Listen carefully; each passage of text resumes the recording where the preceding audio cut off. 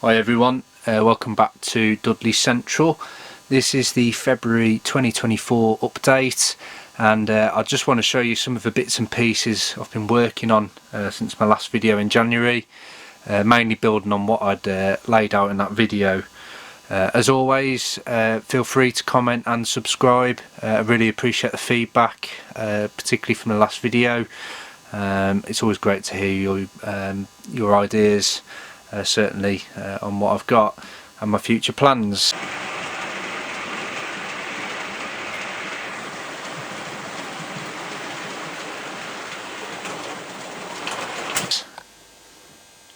So we'll start off on the station area, and the main change has been the addition of the street at the back above the retaining wall. This was always planned, and I think it just gives it a little bit more depth in the scene. The intention is that this will be a one-way street coming around the back of possibly a supermarket behind, and then the street linking up with the station front just over to the left. The street itself hasn't changed all that much. I have just been playing around with vehicles really, just to see what kind of works and what doesn't. I have tried having a taxi rank over here. I've also now got them lined up just in the front of the station entrance. I think that's probably what I'll go with. Again, it's going to be a one-way street where buses and taxis access up here, and then I'm thinking actually of having an intersection where cars and vehicles can access down the ramp to what I'm thinking will be a car park, most likely to the front of this retaining wall.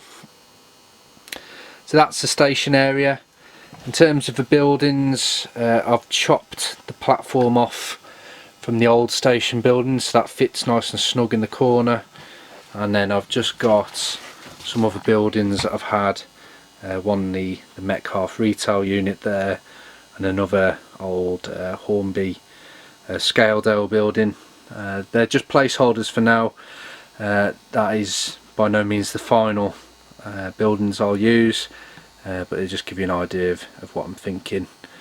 Obviously what I will do is bring another piece of wood just to bring that across, just to finish that scene.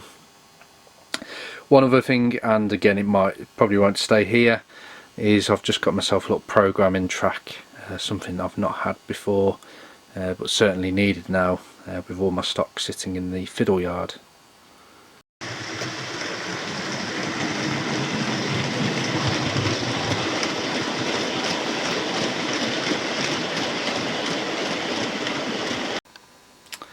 One area that I have done quite a lot of work on is the depot area, particularly this scene. It was one I was quite keen to get going on. So what I've done is I've used textured paint and pigments. I'm thinking of doing a little mini series on how I've created this scene, but essentially what I've got is the Bachmann Scene Craft depot crew room, and then I've added some fencing from scale model scenery along the back, and as I say, just use textured paint to give that tarmac appearance. I'm really happy with how that's come out, and I've just added a line side cabinet just behind as well.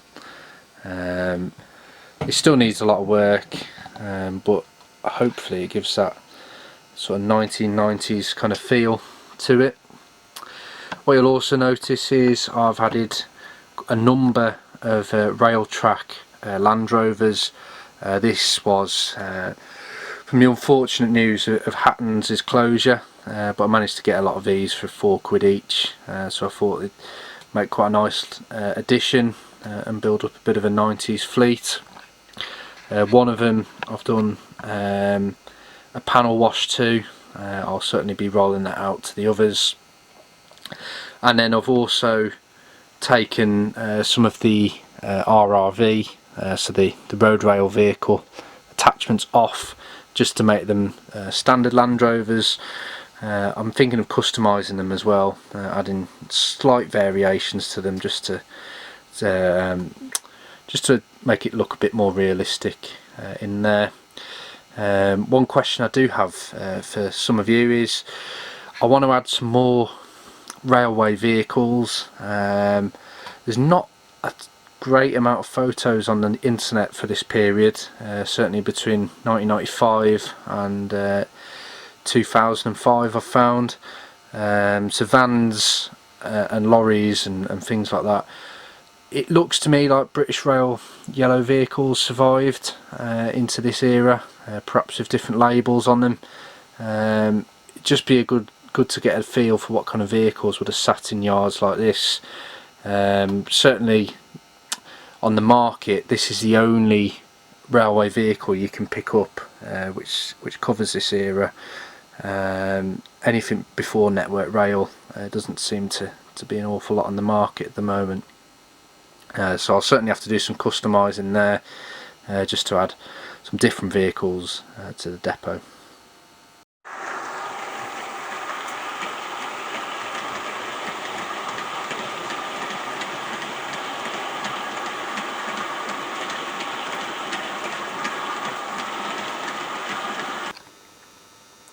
So now just looking on near the DMU depot and the junction as well.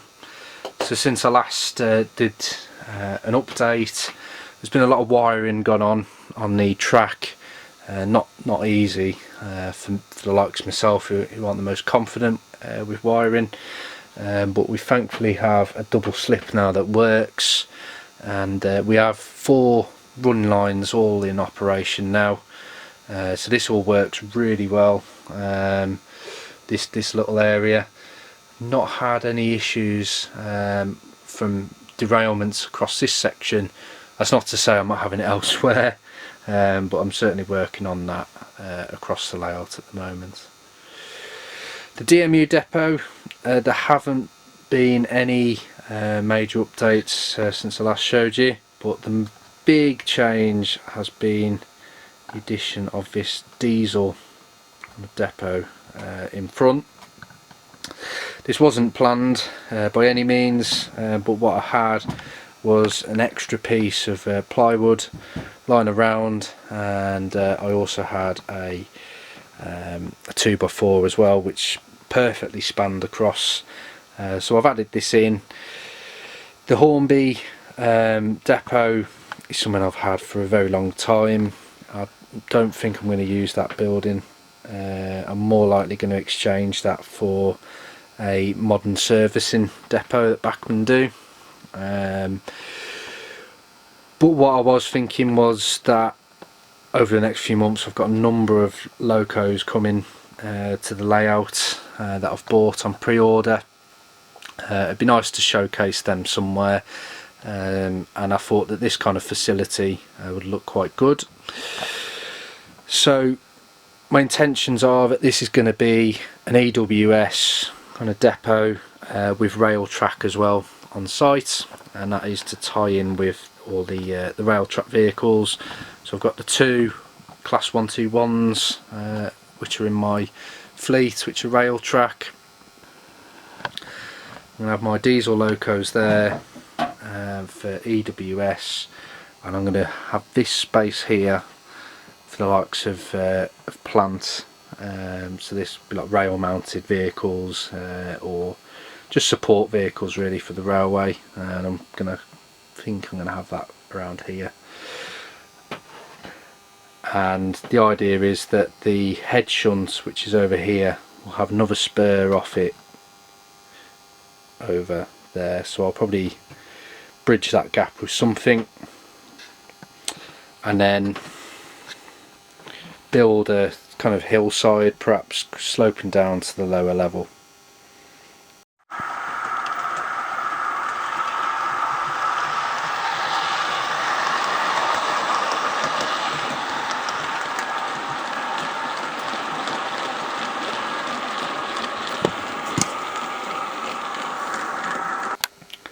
And then looking this way, you can actually see now that I've added the front piece at the lower level. I think I said that in the last video that was the intention.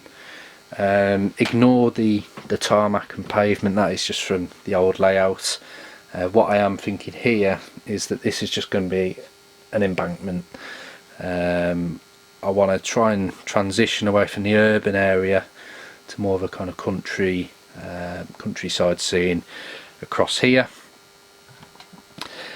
Over here, that bus kind of represents a road which I'm thinking of having going through there, and actually where this road is, I'm thinking of having a canal, and it will pass through a tunnel of some sorts and come out to the viaduct over the other side just there. So you can see the viaduct now is also in place. I can't remember if I had that in the last video, but what that is the standard Metcalfe viaduct but trimmed down. So this is much lower down than how it comes out of the kit. It just happened to be what the level difference was between the boards. On the last layout I had the standard height for the viaduct, but as you can see, the cars, the road traffic will come out into that second arch, and the plan is that this first arch here will be where the canal runs out, just under there. One issue I've got, I'm not quite sussed this out, is what I will have on the other side of the viaduct. So what the traffic and what the canal is actually going into. I was thinking, could have put a hillside across the back with maybe another tunnel on the other side, but then would the viaduct look a bit odd in front of that? I've just not quite got that sussed out in my head just yet. It'd be good to get your feedback on that one. Just panning to the left here, this is the Metcalfe warehouse. I've got another space here and I'm not entirely sure what to do with that. I did think it'd be a nice idea to somehow do an interpretation of a Black Country living museum perhaps. So I was contemplating getting the brewery kind of building in there, and some heritage vehicles. That was one idea I had, and again I think it'd be a nice scenic break then with the viaduct just over to the right. In the area in between, I'm just going to form a kind of valley, so I'm going to have two embankments come down to one another, sloping down to the canal at the bottom.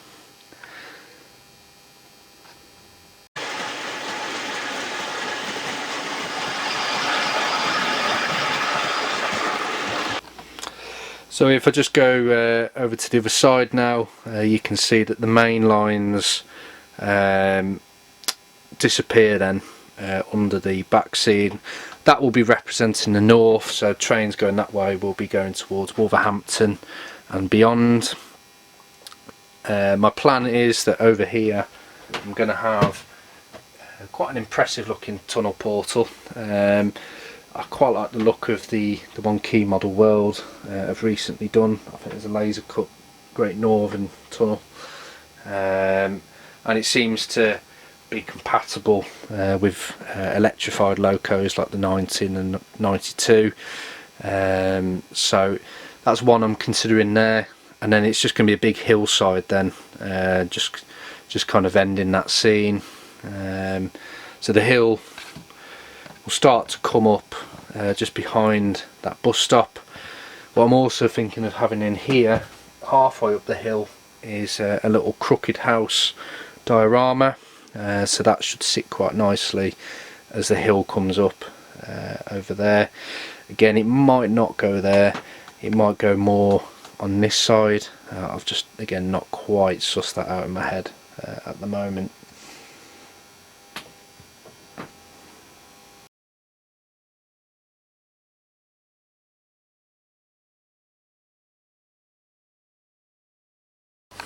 So this area here is very much mocked up actually. It's not the finished product by any means, but what I'm looking to incorporate is the bus garage, which I've had for years, and it's something I'm quite passionate about keeping on the layout. What you may just see underneath are the two main lines, so you can see they enter the Fiddle yard. Again, the idea is that the viewer doesn't see it. It's all obscured by the bus garage on top. So as you can see, I've got quite a few members of a fleet out there. I've tried to make sure I've got enough space so that a bus can actually reverse in and out. I think I'll end up trimming this back, so it's a bit narrower, and I'm thinking of having a retaining wall then dropping down to rail level.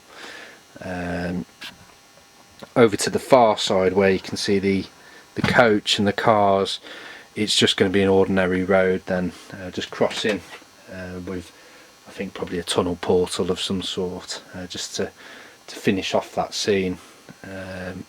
That's the plan, but this one again has been it's just been knocked up on an evening just to have a bit of a play and just get a feel for it. Certainly after this video I'll be taking that apart again, just so I can see the trains run, just to iron out any track issues I'm having at the moment.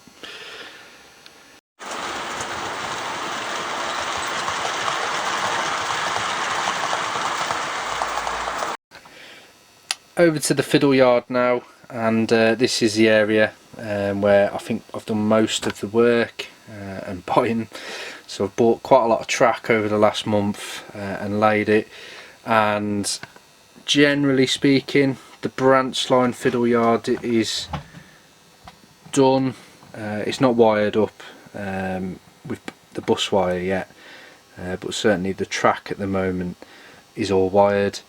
So this is quite representative of what I will most likely run. So as you can see, I've got a 2-car DMU in there, and kind of a loco and 3 to 4 carriages in there. Same on the other side. I've then got the longer run then for something else, and again the final train on that branch line is the load haul class 37 with the cement rake just there.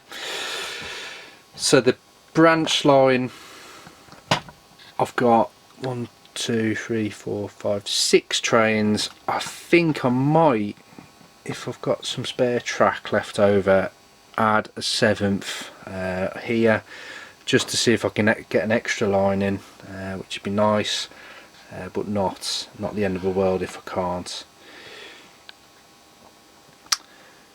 Onto the main lines, I've now got 3 lines wired up on one of the fast lines. So let's move this bus out of the way.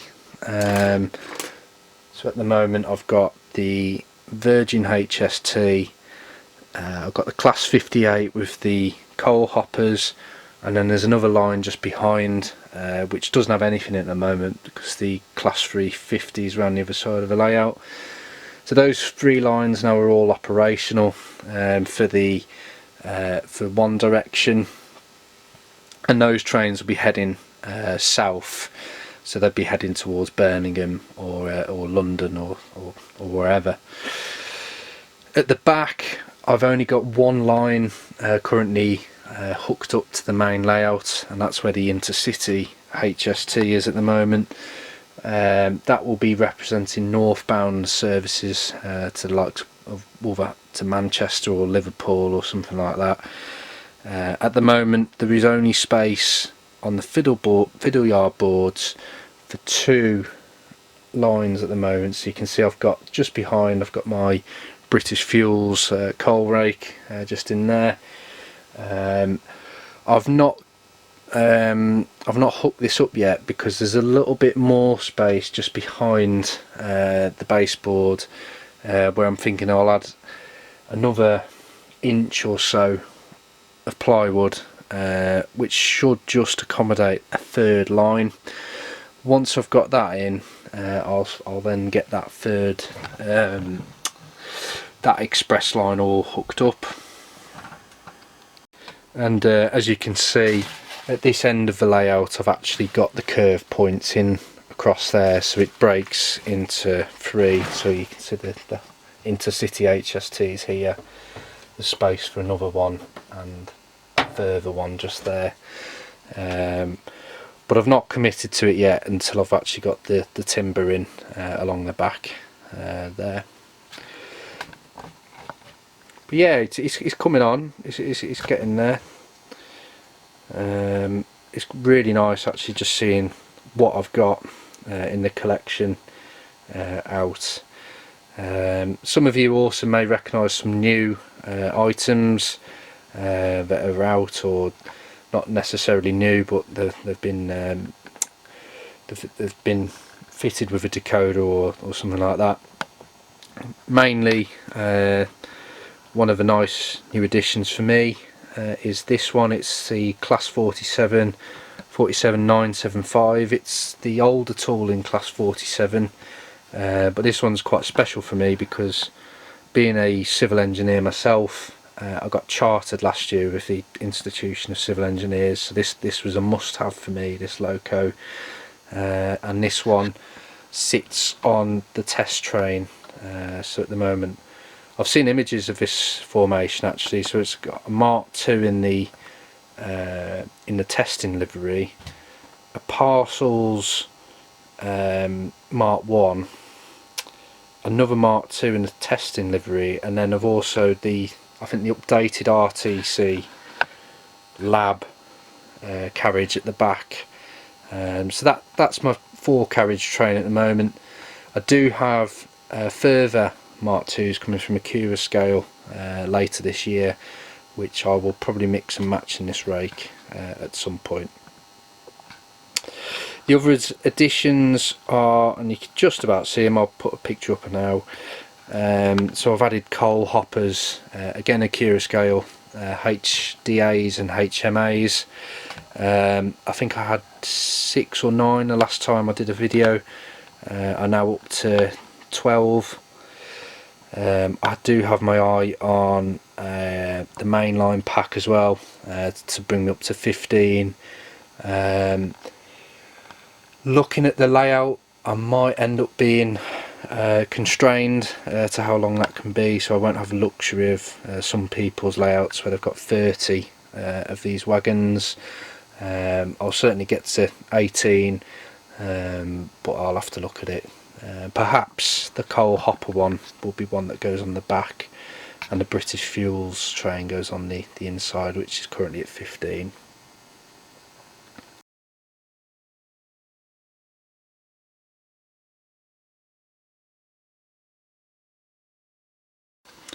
The other item, which is by no means new, but it's great to have back out on the layout, is the Class 350.